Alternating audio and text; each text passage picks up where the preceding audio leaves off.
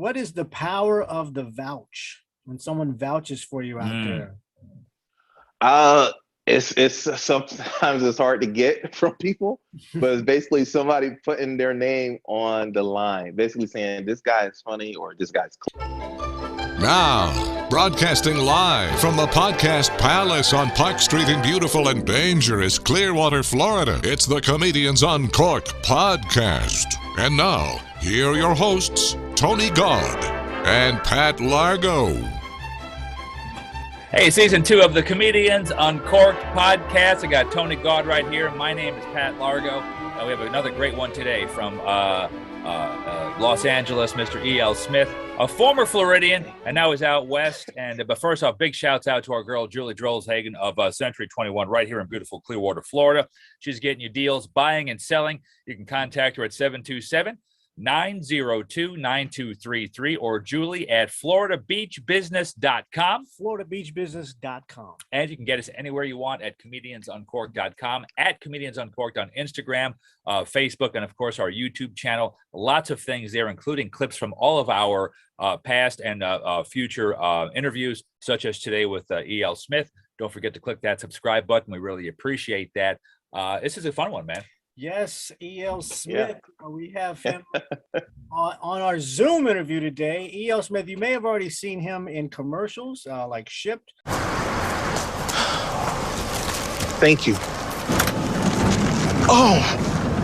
You got this. Whoa, I don't got this. Yes. Or you may have caught him on stage, especially if you're in LA. You may have caught him at the Laugh Factory many a times. Another day I went in the store with my 4-year-old, and I don't know if it's ever happened to you, but she picked up a Barbie doll. And I'm like, first of all, put that back, because that's not Princess Tiana. No more white naked Barbies in my house. I'm not buying that. So I buy my items, I get in the car, I'm 12 miles down the road, I look in the back seat. My daughter has the Barbie doll in the back seat.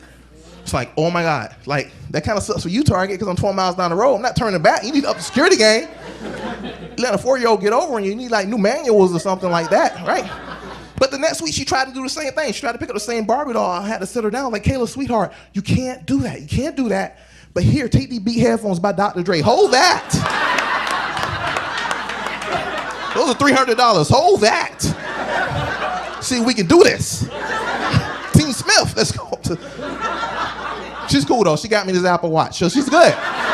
She's good. She has a certain set of skills.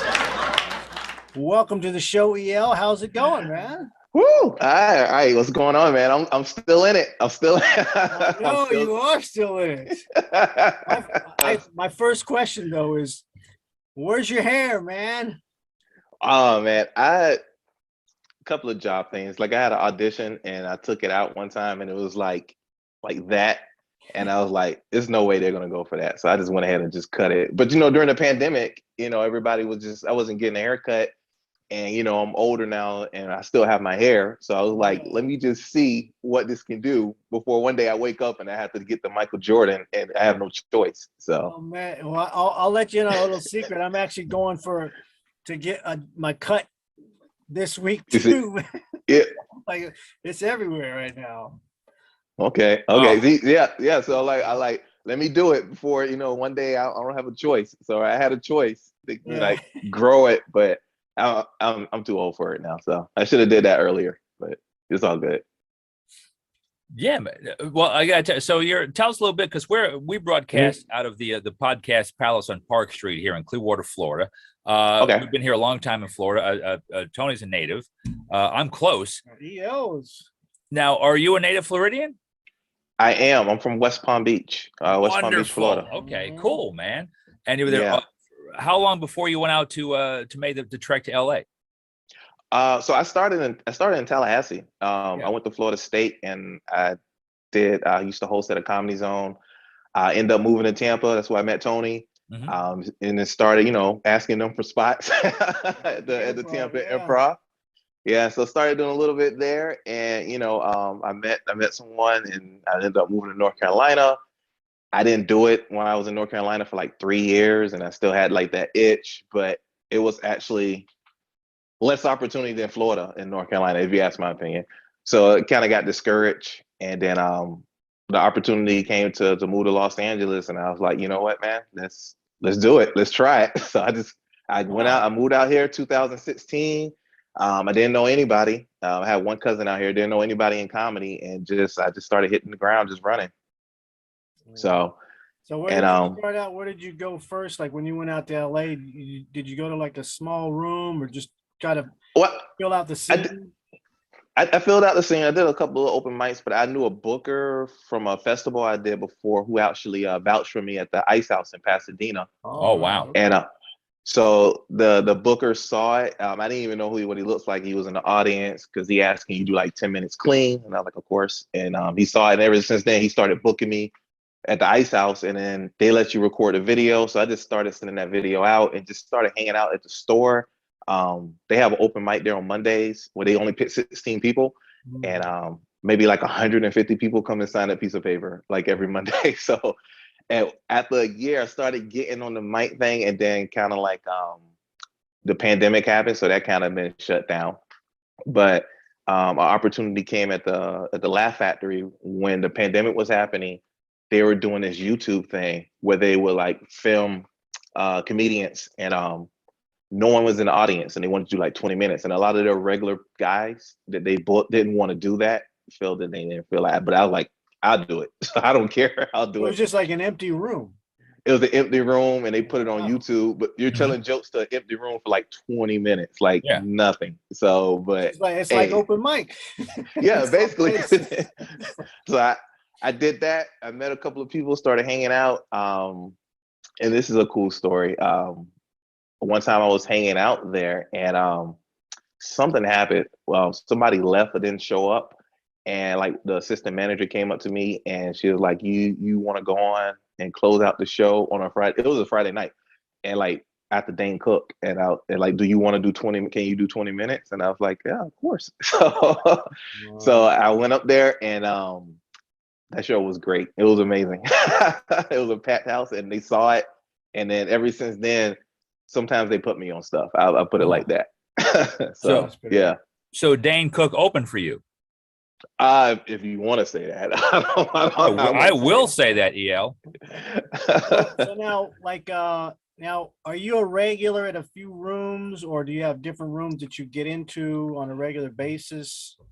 I could probably get on a couple of local shows here and there. I regularly do things kind of like at the Laugh Factory, but as another club here called Ha Ha that I kind of do things for too. Hollywood Improv, still trying to work my way in, and Comedy Store trying to as well. But it's a couple of rooms. It's always a lot of places.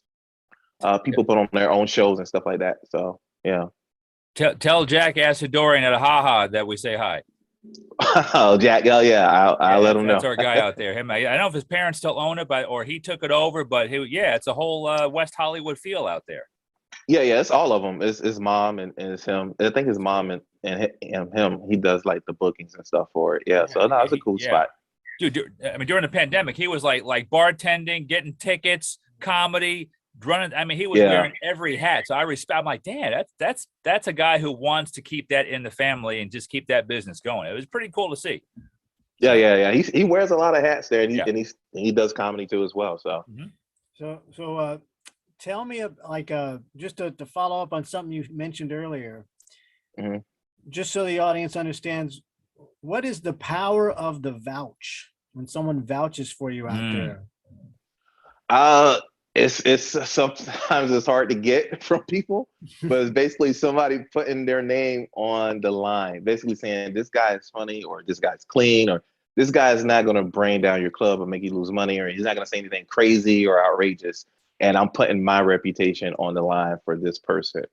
So it's almost like, and I find that when people vouch for you, it's almost either they really like you when they think you're really funny, or it's like almost, what can you do for me? Almost, can you get me, if I vouch for you here and I know you play here, can you get me into there and I'll get you into there? It's kind of like trading. Transactional, yeah. So it's only those two things. People just don't do it out the goodness of their heart. It's always something.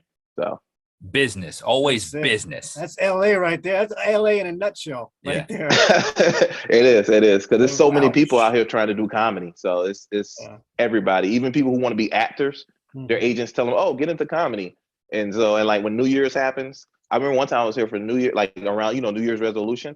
and that 150 people was well over 200 at one point. So yeah. Well, speaking of now, what got you into comedy? Like what brought you to that point that you wanted to do it in the first place? Well, I was in West Palm, and I was going to a community college, and it always starts with a girl, right? All good stories. So I had a crush on this girl, and I was thinking of something fun I can do besides the movies and all that type of jazz. So I saw D.L. Hughley was at the Comedy Corner, and West Palm. So I bought 2 tickets. I went to her. I asked her. Of course, she said no. So I ended up going with this girl that was a friend of mine, and we ended up sitting in the front row. And I didn't know you're not supposed to sit in the front row at the D.L. Hughley show. And I had braces at the time, and he just picked off everybody in the front row. Yeah. And I was like, all right, that's what I want to do. Yeah, he's ruthless, man. It's like, so you see that. So that's what kind of initiated the spark then.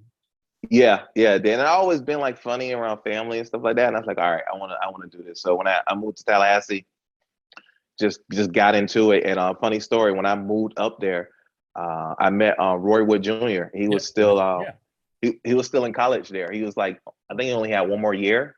So I met him like at an open mic or something like that. And I told him, because he was super funny, that I want to be a comedian. And he started telling me things and giving me advice, and he let me do a couple of shows for him. And then he actually got me into the Comedy Zone right before he left at the one in Tallahassee. So yeah, that's right. Yeah, because you went to FSU. I know he was I think he did Florida A&M.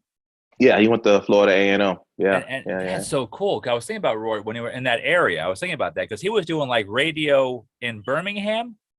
Yeah, and he's from Birmingham. He would drive bus back and forth to do shows in Florida. Like, he just has outrageous stories. Yeah, I can tell you firsthand, that guy was 100% dedicated to doing comedy. Like, that's what he wanted to do. But me, I was young, and I didn't think, I was doing it as a hobby, and it was fun. I was making a little bit of money. I didn't think anybody would blow up or become huge out of Tallahassee, Florida. So I didn't really keep that like connection or that real friend. Like, I didn't really blossom that friendship. I was like, oh, this guy just helping me out. But then, next thing I knew, he just was doing this, that, and that. And now he's like super big. So sometimes he'll answer my text. In the clinic on this now. He's like, here's how it goes. But yeah, he was dedicated with it. Super dedicated. Well, now, do you like model yourself after anybody in particular, like writing style or process? No, I look at everyone, even like everyone that's successful, even people that I may not think is funny, just to see like what do people like about this person. Yeah. And then it's of course there's a lot of people that I personally like their style and I like their jokes because it's almost smart humor, like Bill Burr, Daniel Tosh, Chappelle, old school stuff, Kevin Hart, Patrice. And so I watch those things over and over again, but I try to like just have my own style. I'll just be myself, honestly. I don't you got your try own to flavor, it's like you really do have your own little distinct flavor, your own persona going. You got to.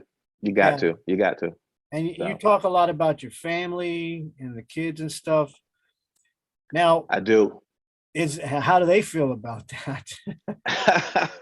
My youngest daughter, that's the one I used to have the most jokes about. And one time I remember I was at some event, it was like clean. And so she was in the audience and I started telling this joke about her and she got up and she started running. She ran out the place because she was crying because I was mentioning her name, but she's cool with it now.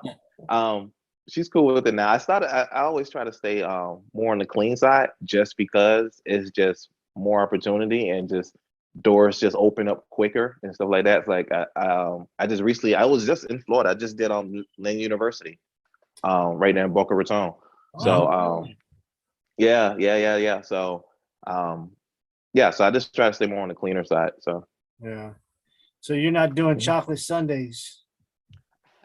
I did chocolate sundaes. You better get on it, man. I did chocolate sundaes. I did it twice. You do it? It was good.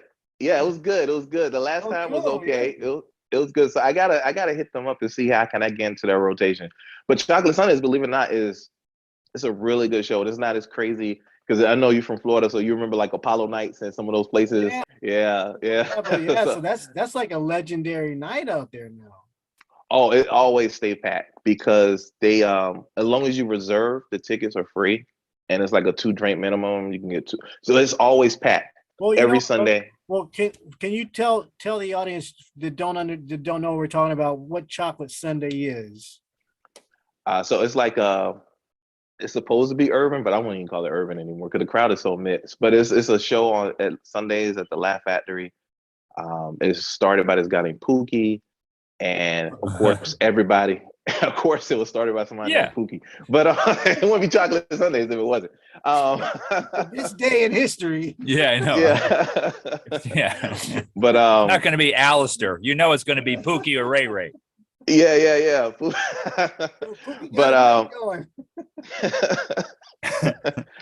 but yeah, all big name comics went through there as like Kevin Hart, Cat Williams, all those people, and then people pop up there like all the time. Like I want to say this past November, Kevin Hart popped up and did like 15 minutes, and then got in his chauffeured car and left. Sure. Wow. The way you should. The life. Right. The way you should. That's how you leave the show, right? Yeah. Now, with someone like a name like that comes in, like I assume there's a pecking order. Does he just kind of like Chappelle it? Does he come in, everyone clears the way, and then he does his thing and he leaves, or how's that work when something like that comes in? I only seen a couple of these people pop in sometimes, which is really cool. Is what they do is so he came in at the very last of the show, so he didn't like bump anybody or anything like that, which is cool. And if it's Kevin Hart, people are going to stay. So he did like 15 minutes. People stayed, and it was funny. And the other like the month before that, I saw Dave Chappelle, and he came to the store, and he went on after everybody went on, so he didn't bump anybody. But he did like an hour and a half, and people stayed. Like the show ended at 11. He came on, did an hour and a half, and people. I only saw like maybe 3 people walk out. Wow. So see that? Yeah. I wonder if that's a little something new for Dave, because we talked about this on one of our shows in season 1, that Dave was kind of getting that way in the last couple of years or so, where he would go on and do hour and a half, 2 or more, and bump everybody in the room. Like nobody. Oh, wow. Like he would just do, but no one was saying anything because it's Dave Chappelle. But one of my favorite stories was he was doing it at a club in New York, and he was just having a drink and just smoking the cigarettes and going on bumping every. No one's gonna say, "Hey, Dave, can we go now?" No one's saying it, but they said that Chappelle looked to his right and he saw Dave Attell off stage, and he said, "Hey, Dave, did you go on yet?" And Dave shook his head, no. And he goes, "Ladies and gentlemen, I'm done. Please welcome Dave Attell." So that's the kind of respect he had for Dave Attell. But he was just bumping everybody. So it's good to know now he's kind of just not bumping anybody. And he didn't. No, he didn't bump anybody. It was after the show. So yeah. Now, well, have you had any encounters like that where you've had to follow a big name that just came in and just destroyed the room, and then you're like, okay, do I need to go? One time when I first moved here, I was at the Ice House and Arsenio Hall popped up. Oh man, nice. Wow. Yeah, he popped up. He came with this little notepad, and of course, when they said Arsenio Hall, everybody lost it. He did his little new jokes. People laughed. They had a good time. And then after that, he left like they usually do. And then after that, they're like, "Oh, here comes E.L. Smith." E.L. Smith. That's right. That's right. See, that's when they're supposed to use the intro. And by the way, Dane Cook featured for this next comedian, E.L. Smith. It was way before that Dane Cook incident. But the Ice House is a really good club, so it went good. It wasn't bad. It wasn't bad. So no. But yeah, that happened before. Now, you didn't really plan on becoming a comedian initially. Now, what about the acting? Because now you're doing commercials. Like you did a national spot for Shipped. What was that experience like, and what's going on with that? So I was at a comedy club right outside of LA, Ventura Comedy Club. And I did a show, and this lady was in the audience, and she was a commercial agent, and she just approached me afterwards, and she's like, "Yeah, you want to do acting?" And I was like, "Of course," because anything to make money in LA and to stay out here. So I started doing that. She just started sending me on auditions, and I've been on so many. But I booked the ship one, which was pretty cool. That was an all-day thing. And I recently just booked one for Johnsonville Sausage that I got to go do tomorrow. Oh, Nice. nice. So Congrats, man. Yeah. So I'm excited about that. So that one, and then I got some more auditions in the work. I just did one for a TV show that's going to be on Amazon. That's all I can say about it. So hopefully I get. I've done a few of those. I I can't talk about it really, man. Yeah, I don't want to get in Great trouble. audition. But I can't say nothing. hopefully I get it. So if I get it, no, good luck. Now, being in LA and being approached by a lady asking if you want to act, did at any given time did you think might be porn? Pays well. Yeah, she looked pretty legit. Her car was pretty legit. So okay. the card looks legit. Yeah, it all old card trick. She has a website. So now you're getting more into the acting then? Are you like taking other measures as far as like studying or doing workshops or anything like that? No, I mean I took one acting class, but I'll be honest with you. If you've been on stage like you guys, if you've been on stage and you talk with people, I mean you can act. It's just pretending and just tapping into whatever they want you to tap into. So I don't think it's that hard. Yeah. Like I said, I just took one acting class. It's to like say I took an acting class. But if you're a comedian, you can act. Yeah. Yeah, I mean you're basically doing that. You're doing a performance every night. So you've written the script. Yeah. And you're acting out the parts, depending on what kind of comic you are. But like I see your comedy, you're physical, you act out the characters, the roles in your bits. If it's your family, you're acting out your daughter, you're acting out yourself. So you find it, so you're fairly comfortable with acting, then you feel comfortable with it. Oh, yeah, too. And also if you did comedy, you can't be like uncomfortable doing anything in front of people. Like, especially if this is what you want to do. It's like just do it. It's not gonna hurt you, so it's not gonna like harm you. It's no like physical pain, so just do it. And then once they put that dollar amount in front of you, you be like, I figure it out. Right, you make it work. Now, I know you've been doing comedy longer, but right now, have you been bitten by the acting bug? Like, are you liking one or loving one more than the other right now? I like comedy. I mean, I love comedy. Acting's cool. I think it'll open more doors to do comedy. So, I mean, I'm not in love with acting. I mean, I'll do it, of course, but I'm more so want to be like I want to write for like late night or something like that, and then have like a big enough name where I can be like, oh, I'm coming to the Denver Improv or the Tampa Improv this weekend, and enough people know me to where I can like pat the room and stuff like that. But acting. Have you been submitting like writing or anything like that, or are you working on that angle? I'm working on that angle. I haven't really submitted. I submitted to some things, like NBC has this program. They stopped doing it since the pandemic, where they used to do like a workshop.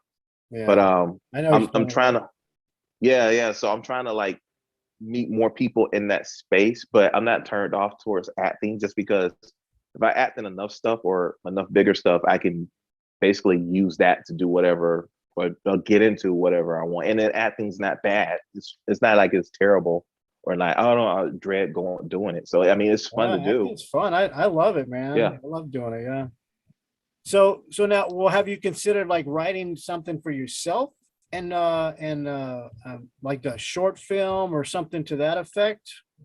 I haven't, and I haven't even thought about that because I got to probably figure out where to put it in time-wise, just because I usually go out. I haven't been out this week, but I usually go out like almost every night with the comedy. Just if I'm not hanging out or in a show, I'm trying to like network or meet people. Just have my face out there. Then I still, I got to pick up my daughter from school, and then I still got the little day job thing that I do. So that's a lot to balance.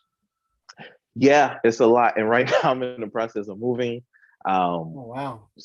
Yeah, so it's always go go go. So I don't know if I can fit that in, but possibly we'll see. We'll see. Wow. It's just a lot going on, man. Well, so how does, now you've got a lot going on right now, but what does it look like in the future? Like what's the end goal that you see getting to? Is there a succession of smaller goals, or is there just one ultimate goal that you want to reach as far as the entertainment itself, like encompassing the comedy, the acting, the writing? Right now it's probably the small goals, like become more of a regular at some of these comedy clubs. Do that. Also, I have a college agent, so to do a little bit more colleges as well, and just continue like to build up or attempt to build up the social media, just so, because I know that can just open doors. I really don't care for social media, but it's necessary to like do a lot of things. So just build that up, keep, getting on some of these shows and just getting in front of the right people.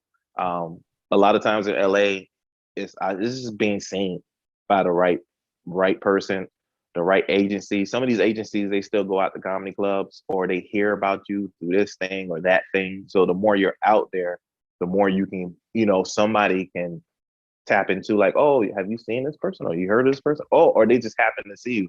Like I tell you not, and I'm not even exaggerating. If somebody from like UTA or a CAA was in the audience that night that I went on after after the Dane Cook, something would have happened, because that show was like awesome. Yeah, that's awesome. Yeah, but nobody was there. So you just got to be out. So be out and be around, and also continue just to work on yourself and get bigger and stuff. Because when people see that you're also serious about it yourself, they kind of like tag on to that. And real quick, you may have said before, how long you been in California now? Since 2016. Okay, so especially now getting out, because I know all my friends out there in LA, like I said, Jack and other people, Chris Cope, other friends of mine of the show and everything. You had all this downtime with COVID and just not being able to get out and do comedy. Did that get you down a little bit because you were doing your thing out there, and all of a sudden the doors for everyone's job was shut, basically? I would say yeah and no. It was a lot of Zoom shows, which was okay. I didn't mind. I would say yeah and no, and yeah, because things were starting, believe it or not, things were starting to like roll a little bit better for me. Like I just did chocolate sundaes and they were really good. I got picked at the Comedy Store like 3 times in the last 2 months, and so that was looking good. And then all of a sudden the pandemic happened, and then all that stuff kind of like shut down. So that was the bad part. I knew comedy will eventually come back, just because everything's going to come back eventually. I mean, this is life. So just, if you want to quit, that means you just that's just your way out. But everything was going to eventually come out. It's just this time to like take a break, write more. And then also I liked it too, because it gave me a chance to slow down. I didn't have to go out almost every night or anything like that. Or my phone, somebody called. So I didn't have to go out almost every night. I can slow down. I can think about things. I can write more. I can watch comedy specials. I can still do things in comedy, but I don't have to like put in all that work. Because some of these places before pandemic, places was like the stores stay open till like 2 a.m. So, yeah. And after a while, I don't care who you are. After a while of going out or networking or being on shows, just hitting hard, it kind of like drains on you a little bit. So wears you down. Yeah. So especially when you're not making any headway. So like the Hollywood Improv, they have a show, a mic show where they pull names out of bucket, and it would be so many people, they would turn people away. So they capped it at 75 people. And so they'll pull names out of bucket, and you can be there for the whole 2 hours and not have your name pulled. And I would see people leave that upset, mad, angry. Yeah, I've seen that myself. Well, that's happened over at the Tampa Improv. We was over there and I was doing it. There's people would get mad because, hey, look, we only have so many slots and we're doing them random. So it's like, That's how it is, man. Yeah. So you got to have a story to tell. Nothing comes easy though, especially in entertainment, especially in comedy. I bought Kevin Hart's book before, and I listened to it on Audible. I just listened to Will Smith's book on Audible. You'll be surprised at how many like things that came in, roadblocks that came in anyway, like huge, like I should quit moments came, you know, to them, and they still stuck it out. So if you're complaining about not getting picked at open mic, then you're not gonna make it. So yeah, that's part of the growth process, you know, being able to deal with that rejection or cancel, because you're gonna get double booked at some point. You're gonna get canceled, you know, your show's gonna get, you know, so you're gonna get taken off the schedule. So that's part of learning. That's it. I just lost that as a feature at a place in Florida here a couple weeks ago. The guy emails me like the week of the show, goes, "Hey man, my bad. I forgot that the guy that you're opening for, he's bringing his own feature." And I said, "Well, oh Jesus." Oh wow, okay. I mean, it wasn't. I had some other shows coming up and some headline gigs, but I'm like, oh damn. But I don't know, man. But like you said, though, it's good to be strong in the head. I've been doing this for a long time. I was in, you know, different entertainment for years, but it's still tough for me. I do want to give up sometimes on stuff, just in general, because it's tough to hear those stories. Like you said, Will Smith and Kevin Hart, like he says before shows, everybody wants to be famous, but nobody wants to put the work in. And it's true. I hear that, what he says. I'm like, then you hear some of those roadblocks, like The Rock. The Rock has one of those big roadblock stories. He thought he was going to be in the NFL back in the day. He got cut by the Canadian Football League. And you know, he has a great story about the amount of dollars, like 5 or 7, whatever his production company is called.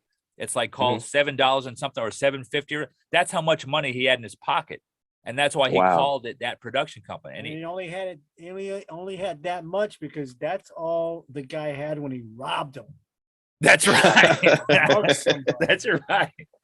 And it's just stories like that that make The Rock, but that's what he went down to. That's when he knew his wrestling was in his future. That's right. You have to go back to, and he didn't want to be one. And he beat some ass. Right. And doing that.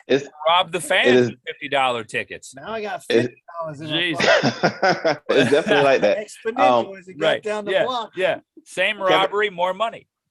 Kevin Hart has a good story. So when he was traveling up to New York, he finally got the opportunity to do something at the Comedy Strip. And this guy named Dave Lucien, who used to book it, he discovered like Eddie Murphy, Jerry Seinfeld. So Kevin Hart says, and this is Kevin Hart narrating his own book. So he said he goes there, he does his thing. He said he did good. And he said the booker called him in the back and told him, "I don't think this is for you. I've seen comedians and I don't think this is it for you." And he said he was so hurt by that. And he said he never played that club. And he talked to this other comedian, and the guy said, "That's only one person, one club. Just keep doing your thing." So, yeah. Isn't that something? So, that's just crazy. Yeah. So. Man, well, E.L. Smith, listen, thanks for taking time out. I know you're a few hours behind us there in L.A. And real quick, how can people get a hold of you, social media-wise, website-wise? E.L. Smith Comedy. So if you type in E.L. Smith Comedy, it's on my shirt here, E.L. Smith Comedy. Everything will pop up. Social media, I'm mostly on Instagram at all the social medias, but E.L. Smith Comedy and website, all that cool stuff will pop up. So. Well, let me ask you this. Where are you at next? Oh man, where am I at next? I have this commercial tomorrow. Other than that, I'm in the process of moving, so I haven't really hit anything hard yet. But probably next month, I'll probably be doing some things. I know I'm at HaHa in February, and I'll probably line up some more things, and we'll just go from there, man. One day at a time. Awesome, man. Awesome. Cool. E.L. Smith in L.A. We really appreciate it, man. The best of luck to you. And as more things pop down the rest of this year, we'll hope to get you back on the Comedians Uncorked podcast. All right? Okay. All right. Sounds like a plan, guys. Thanks for having me, man. Tony, it's good to see you again, man. Good seeing you, man. Thanks so much. Yes, definitely. All right. Hey, brother. And we hope you enjoyed that great interview with E.L. Smith from L.A. So for Tony God, my name is Pat Largo. Thank you for catching again Comedians Uncorked podcast on Spotify, all the platforms, our YouTube channel. Check it out for the clips of the show and these interviews and way more. And, of course, hit that subscribe button. You get us at Comedians Uncorked, the Facebook page, and comediansuncorked.com. Thank you again, Julie Drolshagen of FloridaBeachBusiness.com. Get her for your real estate needs, Century 21 at 727-902-9233. Again, for Tony God, my name is Pat Largo. Laugh, you deserve it. We'll talk at you next time on the Comedians Uncorked podcast.